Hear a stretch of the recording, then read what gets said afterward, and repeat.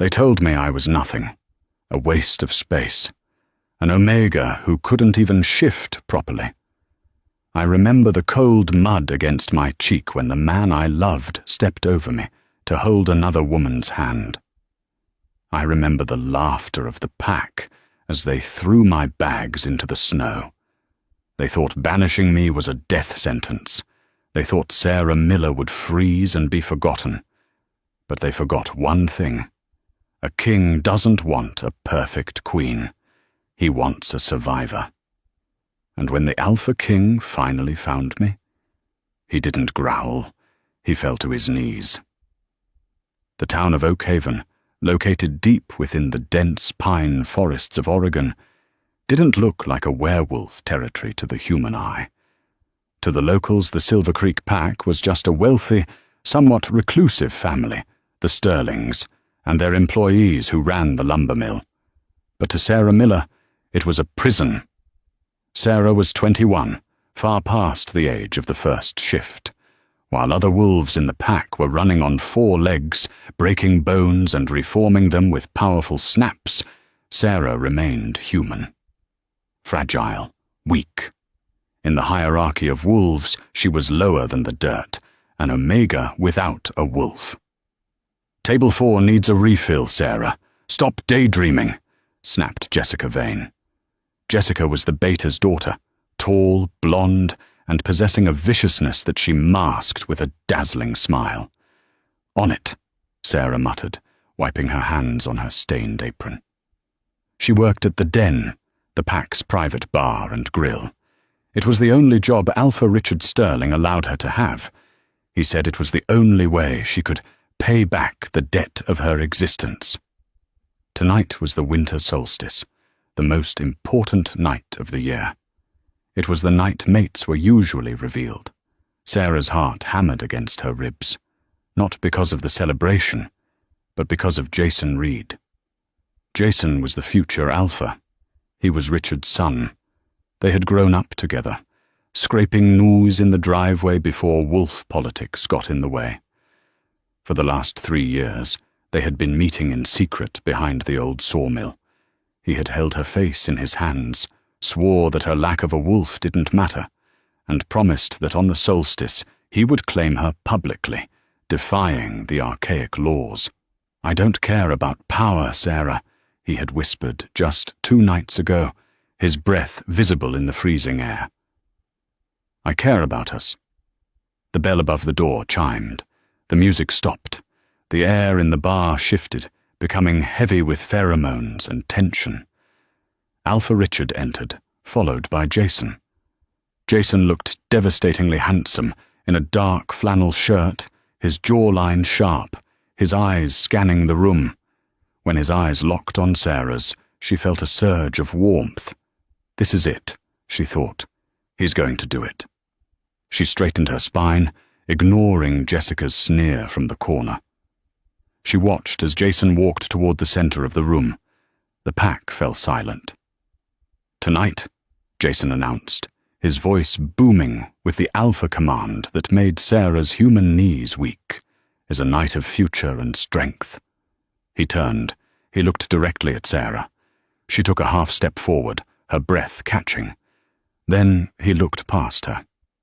"Jessica," Jason said, extending a hand. "Come here."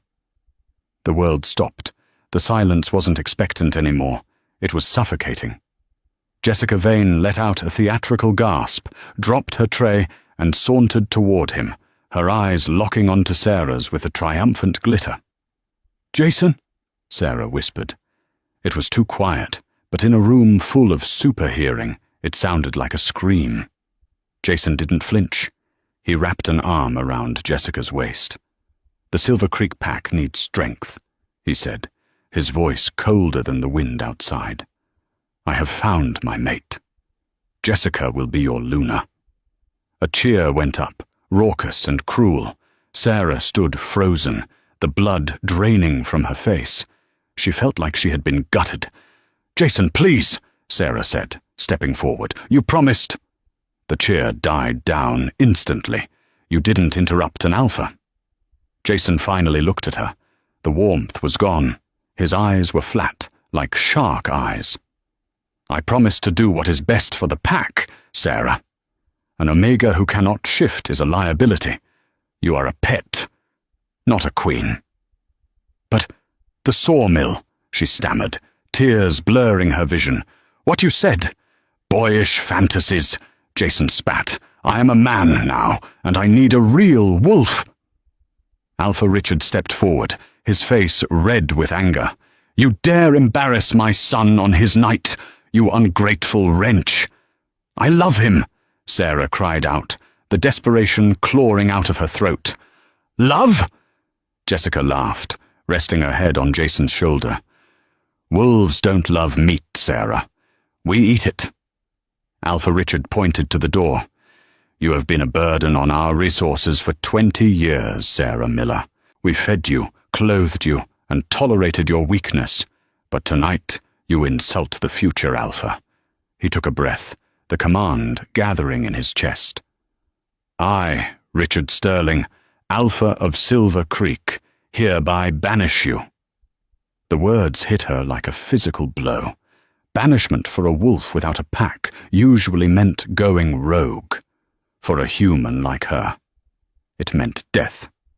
"You have 1 hour," Richard growled. "Get out of my territory. If I smell your scent past the bridge by midnight, I will let the juveniles hunt you for sport." Sarah looked at Jason one last time. He was already nuzzling Jessica's neck. He didn't even watch her leave. 3 weeks later. Sarah, now just going by Sarah, wiped the counter of the Rusty Spoon, a 24-hour diner in a nameless town near the Canadian border. It was 300 miles away from Oakhaven, but she still jumped every time the door opened. She hadn't died, but she wasn't exactly living either. She had rented a rotting trailer behind the diner, paying cash under the table. She looked different now. She had chopped her long, chestnut hair into a jagged bob and dyed it black with cheap box dye. She wore baggy clothes to hide her figure. She had learned quickly that a lone woman without a scent was a target for worse things than wolves. It was 3 a.m. A blizzard was raging outside, shaking the windows of the diner. "Last call for coffee, old man," Sarah said softly to Mr. Henderson, a trucker who was dozing in the corner. He waved her off and left, the bell jingling violently in the wind. Sarah locked the door and turned to clean the grill. Thump! A heavy sound against the glass. Sarah froze. She grabbed the jagged knife she kept under the register. Thump! Scratch! It was coming from the back alley door, the employee entrance. Her heart raced. Was it Jason? Did they send someone to finish her off? She crept toward the back door, the knife trembling in her hand. She heard a low, wet wheeze. She unlocked the deadbolt and cracked the door. A man fell in. He was huge, easily 6'4", with shoulders that spanned the width of the doorframe. He was covered in blood. His shirt was shredded, revealing deep, jagged claw marks across his chest that were steaming in the cold air. Silver burns. Wolf's bane, Sarah realized instantly. He's been hunted with silver-laced weapons. He looked up. His eyes were a startling, piercing gold. Not the yellow of a normal wolf, but the color of molten coins. His face was caked in mud and blood, but the sharp angles of his cheekbones and the intensity of his gaze were terrifying. He tried to growl, but blood bubbled past his lips. "Close." "The door," he rasped.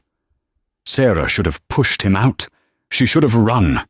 Involvement in wolf wars was what got people killed. But she saw the agony in his eyes, and beneath the blood, she smelled something. Rainwater and cedar. It was the most comforting scent she had ever encountered. She dragged him inside, straining against his immense weight. She locked the door and pulled the blinds. "I can't take you to a hospital," she whispered, her hands shaking as she tore open his shirt. "They'll ask questions."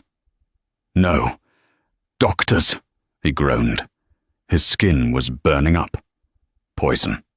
I know, Sarah said. Wolfsbane and silver nitrate. Nasty cocktail. The man's eyes widened slightly. You? No.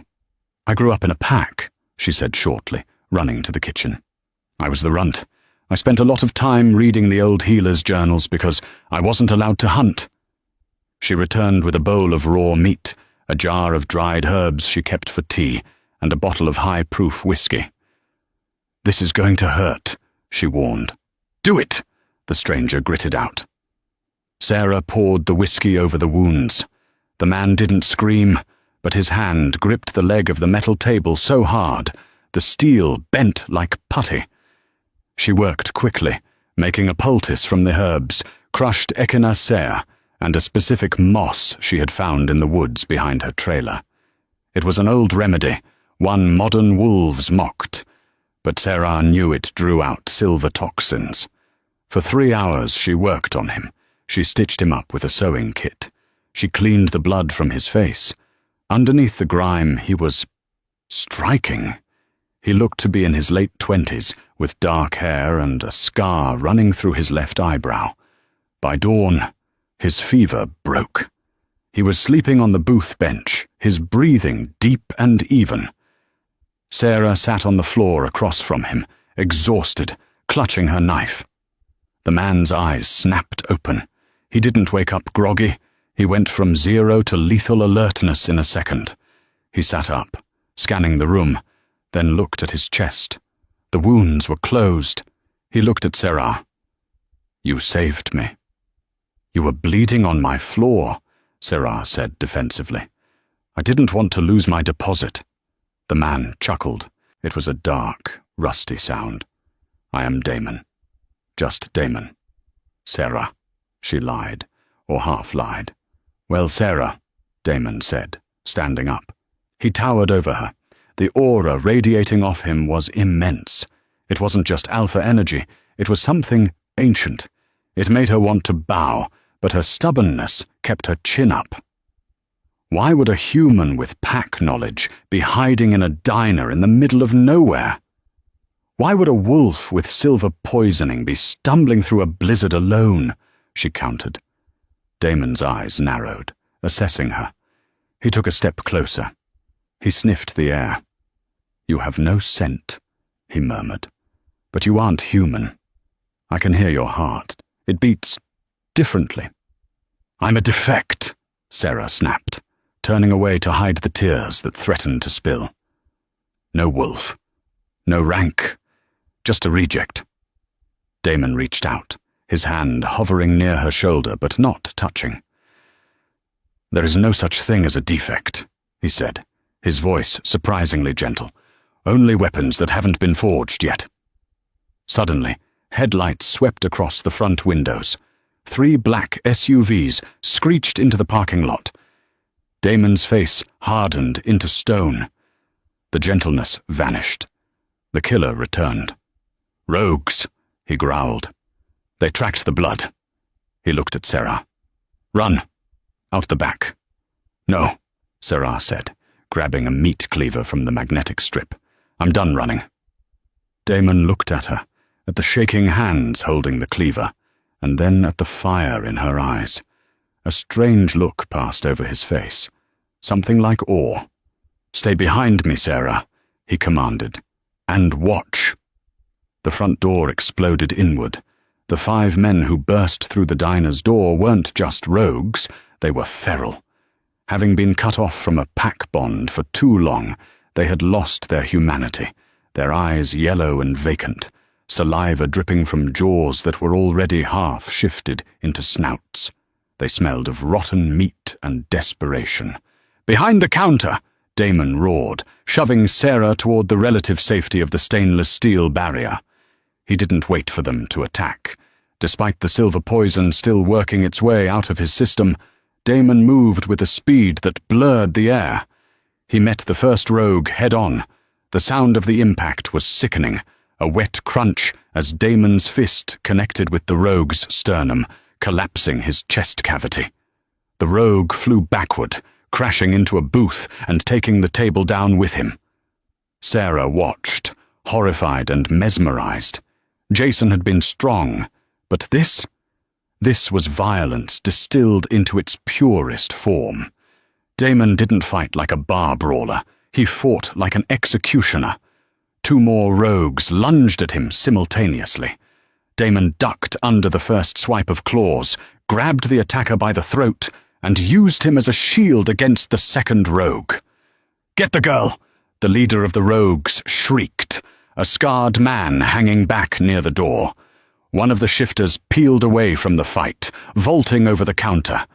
He landed inches from Sarah. Up close, his breath was putrid.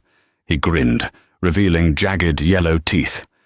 "Pretty little nothing," he hissed. "Bet you taste sweet." Fear threatened to paralyze her, the old voice in her head screaming that she was weak, useless. "No," she thought fiercely. Sarah Miller died in the snow. I am Sarah now. As the rogue lunged, Sarah didn't scream.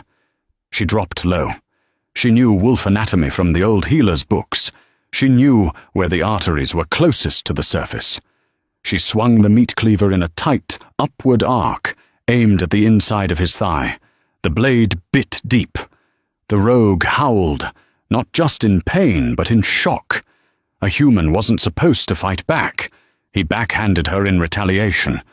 The blow caught her squarely on the temple. Stars exploded in her vision as she flew backward, slamming against the industrial refrigerator. She slid to the floor, dazed, tasting blood in her mouth. Across the room, Damon heard her hit the wall. The sound snapped the last thread of his restraint. A roar tore out of him that shook the diner's foundations, shattering the remaining windows. It wasn't a human shout. It was the primal cry of an apex predator whose territory had been violated. Damon didn't fully shift. There wasn't room, but his body swelled. His shirt ripped across the shoulders. His canines extended past his lip. And his eyes, they stopped being merely golden. They began to glow like binary stars, radiating a heat that scorched the air. The Alpha Command rolled off him in suffocating waves. It was so powerful that even Sarah, human as she was, felt the urge to press her forehead to the linoleum floor. The remaining rogues whimpered, their feral instincts overridden by terror. They tried to run, but they were too slow. Damon moved like smoke and shadow. He tore through them. It was over in 10 seconds.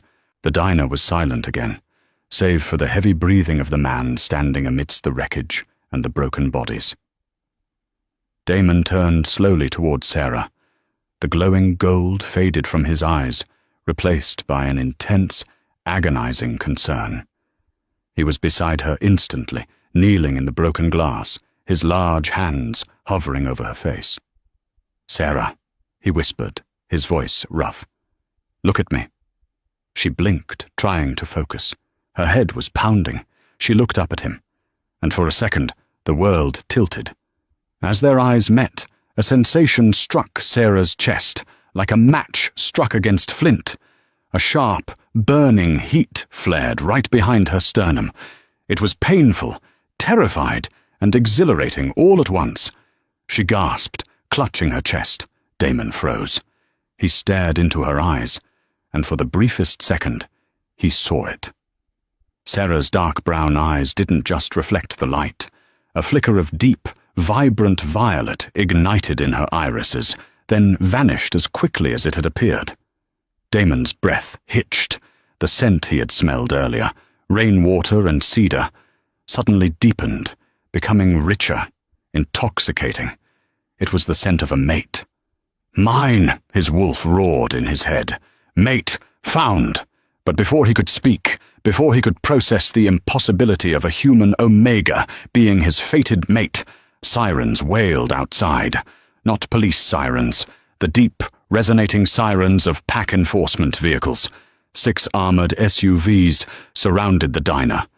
A dozen highly trained warriors in tactical gear poured out, weapons raised.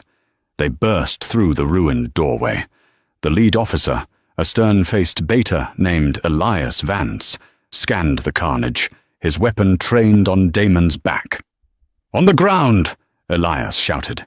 "By the authority of the council, identify yourself." Damon slowly stood up. He turned to face them.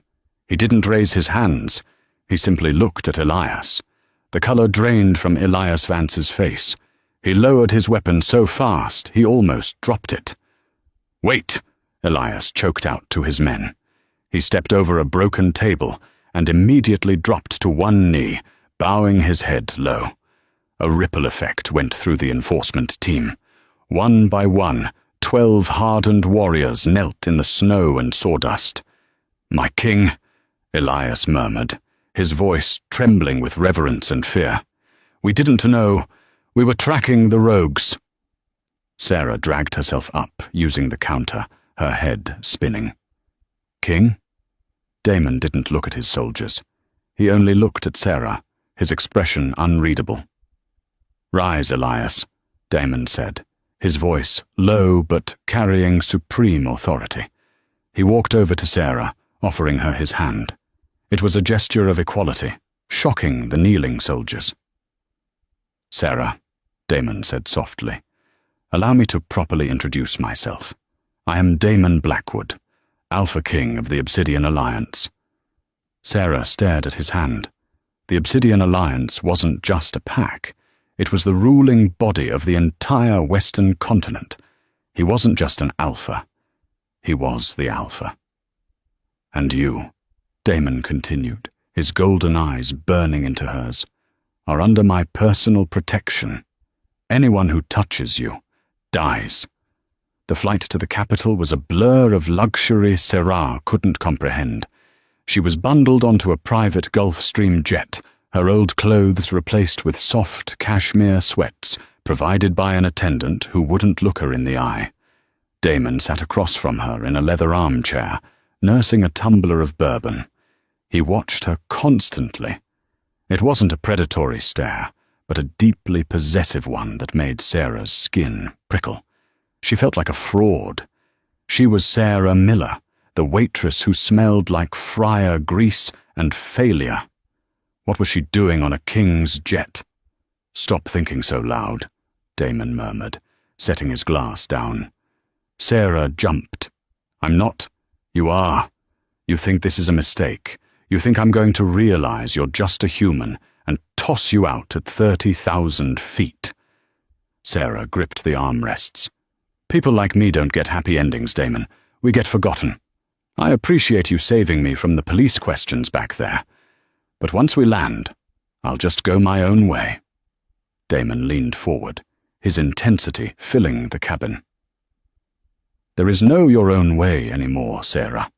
You saved my life. By ancient law, your life is now tied to mine until the debt is repaid." It was a lie, and they both knew it. Kings didn't need ancient laws to keep people around. "Why?" she whispered. "Why me? I'm weak. I'm nothing." Damon's jaw tightened. A flash of anger crossed his face, not at her, but on her behalf. "Whoever told you that lied to you to keep you small. I saw you fight. You have more fire in you than half my royal guard." "Because you are my soulmate," he wanted to scream. "Because when I look at you, my wolf howls for the first time in a decade." But he couldn't say it. He knew about the banishment. Elias had run a background check during the flight. He knew about Jason Reed and the Silver Creek pack. Sarah had been discarded by an alpha she loved. If Damon claimed her now, overwhelmed her with the bond before she was ready to accept it, she wouldn't see it as love. She would see it as another alpha taking what he wanted. He had to wait. He had to let her find her own strength first. It was taking every ounce of his legendary willpower not to pull her into his lap and scent mark her until she smelled only of him. They landed at a private airfield dedicated to the Royal Obsidian Pack. The territory was vast, located in the rugged mountains of Colorado. The palace wasn't a stone castle, but a sprawling, ultra-modern fortress of glass, steel, and dark timber built into the side of a mountain. It was intimidating. It reeked of power and old money. As they exited the car at the main entrance, the household staff was lined up. 50 wolves, all bowing. A woman stepped forward from the line. She was tall, with sleek auburn hair and a body that looked carved from marble. She wore a tailored suit that cost more than Syrah's entire existence. "Welcome home, Your Majesty," the woman said, her voice smooth as silk. Her eyes slid toward Syrah, assessing her in a microsecond. Syrah felt stripped bare. The woman's lip curled almost imperceptibly. "Valerie." Damon nodded, his tone businesslike. "Syrah, this is Valerie Cross, my royal gamma. She runs the palace logistics." A female gamma. That was rare. It meant Valerie was lethally fast and incredibly smart. "A pleasure," Valerie said to Syrah, her tone indicating it was anything but. "We weren't expecting guests. I'll have a guest room prepared in the East Wing." "No," Damon said, cutting her off. "Put her in the master suite of the West Wing, next to mine." Valerie froze. The staff went dead silent. The West Wing was the king's private sanctuary. No one stayed there. "Damon," Valerie said, dropping the formalities, a dangerous edge creeping into her voice. "Is that wise? The West Wing is high security. She is unvetted. She is my guest, Valerie. Do it." The Alpha Command gave no room for argument. Valerie bowed stiffly, but the look she shot Syrah before turning away was pure venom. Syrah realized two things instantly. Valerie was in love with Damon, and Syrah had just made a very powerful enemy. Syrah was led to a suite that was bigger than the entire diner she used to work in. It had floor-to-ceiling windows overlooking a mountain lake, a fireplace, and a bed that looked like a cloud. She stood in the middle of the room, clutching her meager bag of belongings, feeling utterly displaced. She caught her reflection in a mirror. Bruised temple, cheap dyed hair, baggy clothes. She looked like a stain on the perfection of the palace. A knock sounded on the door. Damon entered. He had changed into a dark suit, emphasizing his broad shoulders. He looked every inch a king now. The rugged fighter from the diner was gone, hidden behind layers of power and responsibility. "Is the room satisfactory?" he asked stiffly. He seemed uncomfortable, pacing slightly. "It's too much," Syrah said. "Damon, I don't belong here. That woman, Valerie, she wants to kill me." "Valerie is protective. She'll get over it," Damon dismissed. He stopped pacing and looked at her. The intense, golden gaze was back. "You belong where I say you belong, and I say you are safe here." He stepped closer. The air in the room grew heavy, charged with electricity. He reached out and gently touched the bruise on her temple. His fingers were calloused, but incredibly soft against her skin. A shiver ran down Syrah's spine. That heat flared in her chest again, that terrifying, wonderful burning. "You are not weak, Syrah," he whispered, his thumb tracing her cheekbone. "You are the strongest thing I've ever seen survive the snow." He leaned in. For a wild, heart-stopping moment, she thought he was going to kiss her. She wanted him to. The desire was a sudden, physical ache. Damon stopped inches from her lips. He inhaled sharply, savoring her scent, his eyes sliding closed as if in pain. Then he pulled back abruptly. "Get some rest. Dinner will be brought to your room." He turned and left, almost slamming the door behind him. Syrah touched her cheek where his fingers had been. Her skin was burning. Down the hall, Damon leaned against the wall of the corridor, breathing heavily. His wolf was pacing angrily inside his mind, furious at being denied its mate. Soon, Damon promised the beast, but not yet. She has to want us first. Elias Vance turned the corner, holding a tablet. He looked grim. "Your Majesty, we have a diplomatic situation." Damon straightened up, the mask of the king sliding back into place. "What is it?" "We received an urgent petition for aid," Elias said, looking uncomfortable. "It's regarding an escalation of rogue attacks near the Oregon border." Damon went very still. "Which pack?" Elias hesitated. "The Silver Creek pack, sire. Alpha Richard Sterling and his son, Jason, are en route here. They are demanding an audience with the king to beg for resources." Damon's golden eyes darkened into molten pits of fury. A low growl started deep in his chest. The people who had broken his mate were coming to his home to beg for help.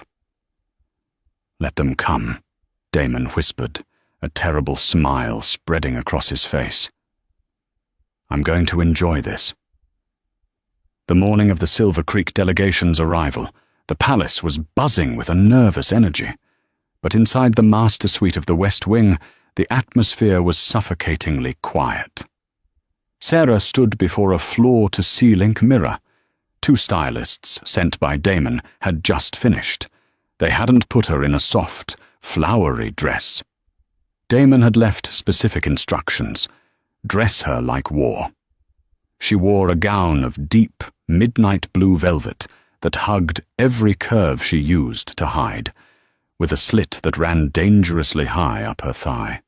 Her black-dyed hair had been stripped back to its natural, rich chestnut, styled in loose, glossy waves. But it was the jewelry that made her chest tighten. Around her neck sat a choker of white gold and obsidian, the crest of the king. It was a claim, a warning. "You look terrifyingly beautiful, Miss Sarah," one of the stylists whispered, bowing as she backed out of the room. Sarah took a shaky breath. She wasn't Sarah the waitress today. She wasn't the banished Omega. She had to be someone else. A knock. Damon entered. He stopped dead in the doorway. For a long moment, the king of the Obsidian Alliance forgot how to breathe. His golden eyes swept over her, darkening with a mix of primal hunger and fierce pride. He walked over to her, standing behind her, his reflection towering over hers in the mirror. "Do you know why I chose blue?" he asked, his voice a low rumble near her ear. "No," she whispered. "Because it's the hottest part of the flame," he said. "Today, you burn them." He offered her his arm. "Are you ready to face them?" Sarah looked at her reflection. She saw the fear in her eyes, but she also saw the obsidian around her throat. She wasn't alone this time. "Let's go," she said. The grand hall was a cavernous space of black marble and steel. At the far end, on a raised dais, sat a single throne. Damon didn't sit on it. He stood in front of it, arms crossed, radiating an aura of bored violence. The great doors groaned open. Elias, Damon's beta, announced the guests. Alpha Richard Sterling, future Alpha Jason Reed, Lunar Designate Jessica Vane, representing the Silver Creek Pack. Sarah was standing in the shadows of a heavy velvet curtain to the side of the dais, unseen. Her heart hammered against her ribs as she saw them walk in. Richard looked older, greyer. The rogue attacks had clearly taken a toll. Jessica looked as polished and fake as ever, clinging to Jason's arm. And Jason, he looked tired, but he still walked with that arrogant swagger, the one that used to make Sarah's knees weak and now just made her stomach turn. They stopped 20 feet from Damon and bowed low. "King Damon," Richard said, his voice trembling slightly, "we are honored you granted us an audience. Our territory is burning. We need the Obsidian Guard." Damon looked at them in silence for a long, agonizing minute. He let them sweat. "You ask for my warriors," Damon finally said, his voice echoing off the walls. "But I hear your pack is weak. I hear you cast out your own blood to save resources." Richard stiffened. "We made necessary cuts, Your Majesty. We removed the weak to protect the strong." "Is that so?" Damon tilted his head. "I have a different philosophy. I believe true strength is found in what others throw away." Damon extended a hand toward the shadows. "Come out, Sarah." The silence in the room was absolute. Sarah stepped out of the darkness and into the shaft of light hitting the dais. The heels of her shoes clicked sharply on the marble. She kept her chin high, her face a mask of cold indifference. Down below, Richard's jaw dropped. Jessica gasped, her hand flying to her mouth. But Jason looked like he had seen a ghost. He took an involuntary step forward, his eyes wide. "Sarah!" he choked out. "It's Sarah now," she said. Her voice didn't shake. It was steady, cool, and detached. "But you're dead," Jessica stammered, her face pale. "The storm. The cold." "Disappointed?" Sarah asked, arching an eyebrow. Jason stared at her. He didn't see the jagged haircut or the stained apron anymore. He saw a goddess draped in velvet and obsidian. He smelled the scent of the king on her, rainwater, cedar, and power. And suddenly, the look in his eyes changed. It wasn't shock anymore. It was greed. "You're alive," Jason breathed. He ignored protocol, ignoring the king, and took a step towards the dais. "Sarah, I knew it. I knew you were too stubborn to die." He smiled, that charming, boyish smile that he used to get whatever he wanted. "Look at you. You look incredible. We can fix this. You can come home." Sarah felt a laugh bubble up in her throat, a bitter, jagged thing. "Home? You banished me, Jason. You chose her." She pointed a manicured finger at Jessica. "That was politics," Jason argued, spreading his hands. "I did what I had to do for the pack. But look at you now. Clearly, you've found favor. If you come back, we can rescind the banishment. You could be what?" Damon's voice cut through the air like a guillotine blade. The temperature in the room plummeted. Damon stepped forward, placing himself between Sarah and the Silver Creek wolves. His eyes were glowing molten gold. "She could be your mistress," Damon snarled softly. "Your side piece? While you parade your Luna around?" Jason bristled, his own alpha ego flaring up despite the danger. "This is a private matter between me and my pack member, Your Majesty. She belongs to Silver Creek." Damon laughed.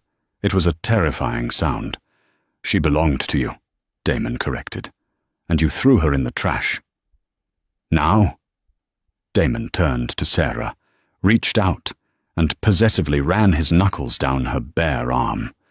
The touch sent a jolt of electricity through the room that even the humans could feel. "Now, she is the personal guest of the king. And if you speak to her directly again without my permission, I will rip your tongue out of your head."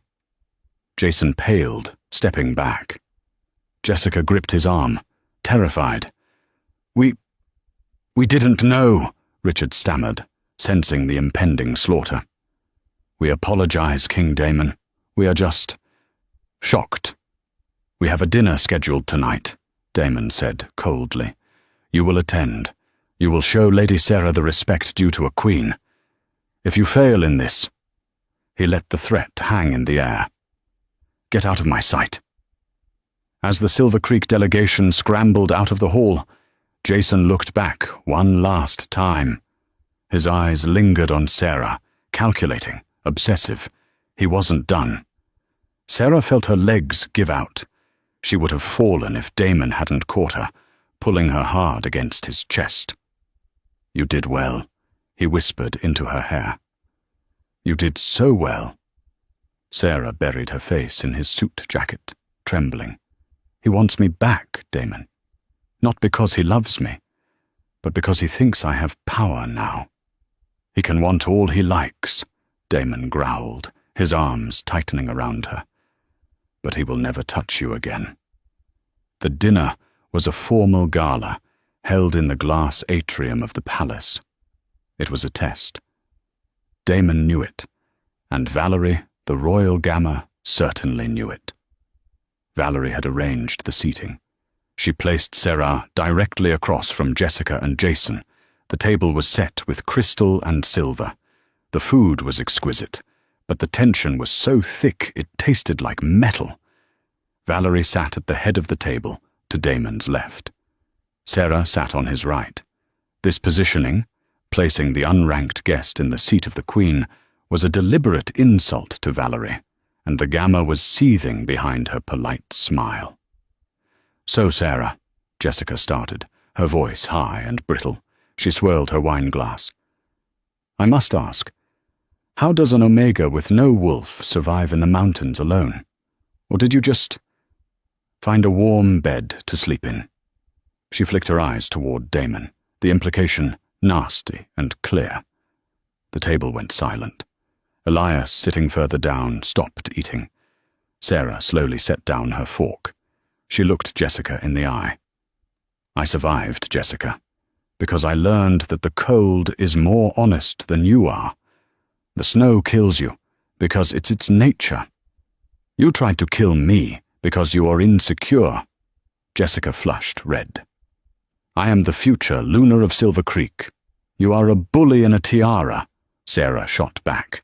Jason chuckled darkly. "She's got a bite now. I like it." He leaned forward, ignoring Damon's earlier warning. "You know, Sarah, the pack misses you. My father made a mistake. I can fix it. Come back with us tomorrow. I'll set you up in the main house." "And what about your mate?" Sarah asked, gesturing to Jessica. Jason shrugged, a cruel indifference on his face. "Jessica understands duty, but I need compatibility." He looked at Sarah with hungry eyes. "We always had a spark, didn't we?" Crash! Damon's wine glass shattered in his hand. Red wine and blood dripped onto the white tablecloth.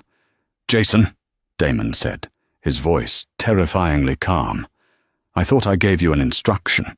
"I am merely reclaiming what is mine by birthright," Jason said, emboldened by the wine and his own delusion. "You can't keep a wolf from her pack, king or not. It's biological law." "She has no wolf," Valerie suddenly interjected, seeing an opportunity to strike. "Isn't that right, Sarah? You're human, defective. You can't belong to any pack." Valerie stood up, smiling coldly. "In fact, it's a security risk to have a human this close to the king during the blood moon season. They are fragile." Valerie picked up a silver steak knife. She moved faster than blinking. It was a test, a gamma move. She threw the knife directly at Sarah's face. It wasn't meant to kill. Valerie was too precise for that. But it was meant to graze, to draw blood, to prove Sarah was weak and slow, forcing Damon to save her and look foolish for harboring a human. Damon moved to catch it, but he was seated at an awkward angle. He didn't need to catch it. Sarah didn't flinch. She didn't duck. As the silver blade spun toward her eye, time seemed to slow down. The heat in her chest, the one she felt when she first met Damon, exploded. It wasn't just heat anymore. It was a roar. "Stop!" The command didn't come from her mouth. It blasted from her mind, a psychic shockwave that slammed into everyone in the room. The knife stopped in mid-air, inches from her nose. It hovered, vibrating, caught in a field of shimmering, violet energy. The glass of the atrium rattled. The candles flickered and died. Sarah's eyes were wide open. The brown was gone. They were glowing, a brilliant, electric violet. The knife dropped to the table with a clatter. Silence. Absolute, terrified silence. Valerie stumbled back, clutching her head, her nose bleeding from the psychic impact. What is she?" Richard Sterling whispered, horrified. Damon stood up slowly. He looked at Sarah, not with shock, but with a profound, awestruck realization. "She is not an Omega," Damon said, his voice shaking with emotion. "She never was."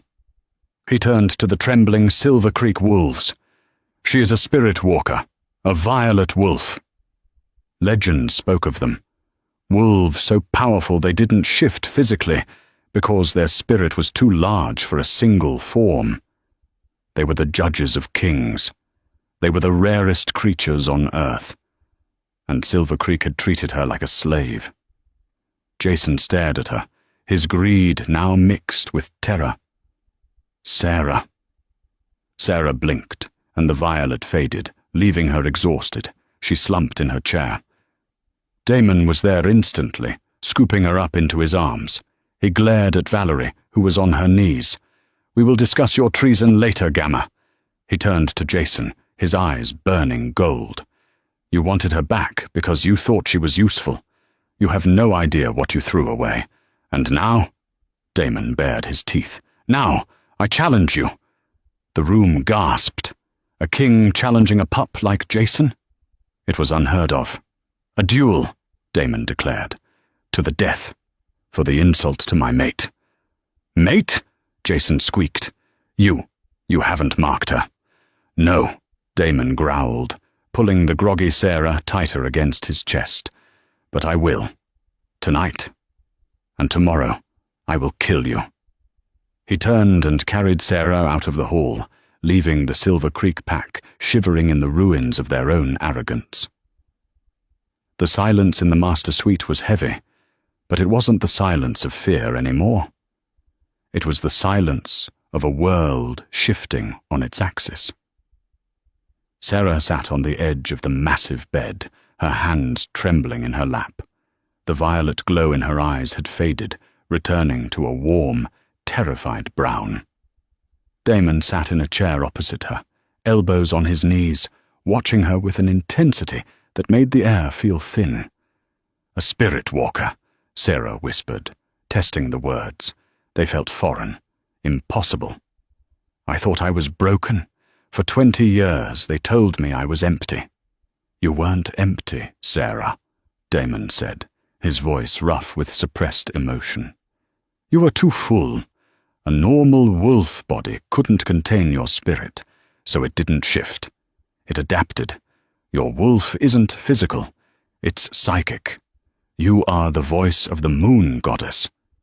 He stood up and walked to the window, looking out at the snow-covered training grounds where the duel would take place at dawn. "Spirit walkers are myths," he continued. "They are born once every few centuries to judge alpha bloodlines, to destroy corrupt packs." He turned to look at her. "Silver Creek sensed your power, but they were too stupid to understand it. They feared what they couldn't control, so they tried to crush it." Sarah looked at her hands. "And now?" Damon crossed the room in 2 strides. He knelt before her, not in submission, but in devotion, placing his hands on her knees. "Now," he said, "you take your place. Not just as my mate, but as my equal. Tomorrow I don't just fight a boy who insulted you. I fight the past that hurt you." "He'll cheat," Sarah said quietly. "Jason, he's not honorable. He never was. When we were kids, if he was losing a game, he'd change the rules." Damon smiled, a dark, feral expression that promised violence. "Let him cheat. It justifies what I'm going to do to him." He reached into his pocket and pulled out a small velvet box. Inside was a ring, not a diamond, but a raw, uncut piece of violet geode set in black titanium. "I was going to wait," Damon admitted, his thumb brushing her skin. "I wanted to court you properly, take you on dates, let you see I'm not just a killer. But war is here, Sarah, and I need you to know, before I step into that arena, I didn't fall for the spirit walker. I didn't fall for the queen." He looked deep into her eyes. "I fell for the girl who held a meat cleaver against an alpha to save a stranger. I fell for the survivor." He slid the ring onto her finger. It fit perfectly. I, Damon Blackwood, reject all others, he recited the ancient vow, his voice vibrating in her bones. I claim you, Sarah Miller, as my heart, my breath, and my soul. Sarah let out a sob she had been holding back for weeks. She leaned forward, crashing her lips against his. It wasn't a gentle kiss. It was desperate, fueled by adrenaline and the terrified realization that she finally belonged somewhere. For the rest of the night, the king didn't sleep. He sat by the bed, watching her chest rise and fall, guarding the most dangerous weapon in the world. The sun rose over the obsidian palace like a bloodshot eye. The air was crisp, biting, and smelled of pine and impending death. The arena was a circular pit dug into the earth, surrounded by stone tiers. It was packed. Word had spread. The Alpha King was fighting a duel. Every wolf in the Alliance who could travel had come to watch. Sarah stood in the royal box, flanked by Elias and a sullen, bruised Valerie. The Gamma had been stripped of her rank, but forced to watch her failures unfold. Down in the pit, Jason Reed paced. He looked manic. He was shirtless, his muscles defined, but he sweat profusely despite the cold. Alpha Richard stood at the gate, looking pale and defeated. He knew his son was outmatched. He knew his pack was already dead. They just hadn't been buried yet. The gates opened on the far side. Damon walked out. He didn't strip. He didn't shift. He walked out in his black tactical combat pants and a simple black t-shirt. He looked bored. "Begin!" Elias shouted from the box. Jason didn't wait. He shifted instantly, his bones cracking and reforming into a large, russet-colored wolf. It was a strong form, aggressive and fast. He lunged across the ice, jaws snapping for Damon's throat. Damon didn't move until the last fraction of a second. He sidestepped, a blur of motion, and backhanded the wolf's snout. It wasn't a punch, it was a dismissal. Jason skidded across the ice, yelping. The crowd murmured. The power gap was embarrassing. Jason snarled, scrambling up. He charged again, but this time he feinted. As he got close, he shifted back into human form, mid-air, a high-level move, and pulled a jagged shard of silver glass from his waistband. "Damon!" Sarah screamed. Jason slashed the silver shard across Damon's stomach. It was a coward strike. In a sacred duel, weapons were forbidden. Blood sprayed onto the white snow. Damon stumbled back, clutching his abdomen. The silver burned, sizzling against his skin. Jason laughed, breathless and wild. "You bleed like the rest of us, King," he shouted to the crowd. "See, he is weak. I am the Alpha." The crowd went deadly silent. They weren't cheering. They were horrified by the dishonor. Damon stopped stumbling. He looked at the blood on his hand. Then he looked up at Jason. He wasn't in pain. He was annoyed. "Is that it?" Damon asked calmly. Jason's smile faltered. "That's silver. Pure silver. You should be writhing. I spent 3 hours with silver nitrate in my veins 3 weeks ago," Damon said, taking a step forward. The wound on his stomach was already knitting together, steam rising from the unnatural healing speed. "I built an immunity to your toys." Damon's eyes began to glow. "My turn." Damon didn't shift. He simply unleashed his aura. The pressure in the arena dropped. Wolves in the stands whimpered. Jason fell to his knees, gasping, as the sheer weight of Damon's dominance crushed his lungs. Damon walked over to him slowly. He grabbed Jason by the throat and lifted him into the air with one hand. "You banished her," Damon whispered, loud enough for the microphone to catch. "You threw her into the snow to die because she couldn't shift. You measured her worth by her utility." Damon tightened his grip. Jason clawed at his arm, his face turning purple. "Mercy!" Richard Sterling screamed from the sidelines. "He yields! We yield!" Damon looked up at the royal box. He looked directly at Sarah. "The challenge was to the death," Damon said. "But the choice belongs to the queen."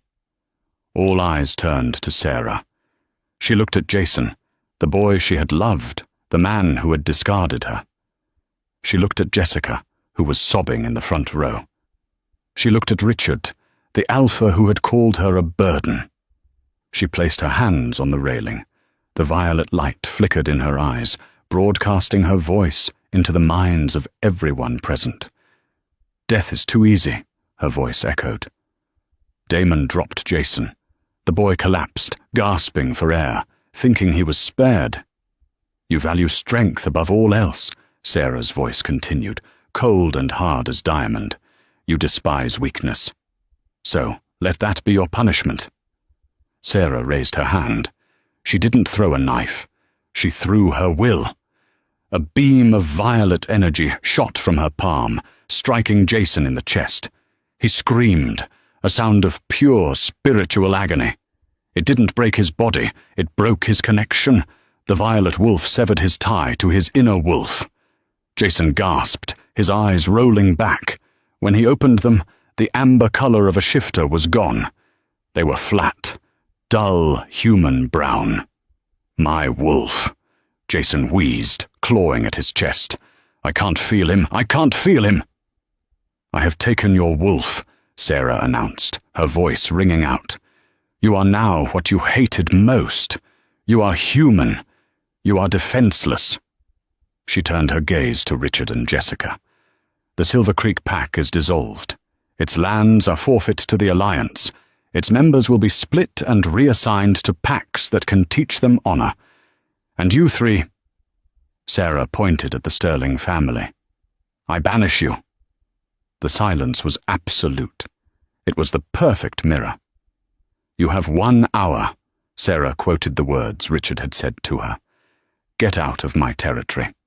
If I smell your scent, past the bridge." Damon finished the sentence, his grin savage. "I will let the juveniles hunt you for sport." The guards dragged the screaming Sterlings away. The snow was stained with blood, but the air felt clean. Damon stood in the center of the arena. He looked up at Sarah. Then, slowly, deliberately, the Alpha King lowered himself. He went down on one knee. He bowed his head. A gasp tore through the crowd. The king never bowed. "Long live the Queen!" Damon roared. "Long live the Queen!" Elias shouted. "Long live the Queen!" The chant began, rising from thousands of throats, shaking the mountains. Sarah gripped the railing, tears streaming down her face. She wasn't the girl in the diner anymore. She wasn't the invisible Omega. She was Sarah of the Violet Flame. She was the mate of the king. And for the first time in her life, she was home. Sarah and Damon's story didn't end in that arena. That was just where their reign began. They rebuilt the laws of the Alliance.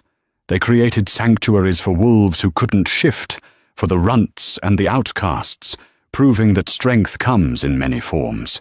The Silver Creek traitors were never seen again, swallowed by the same cold world they had tried to condemn Sarah to.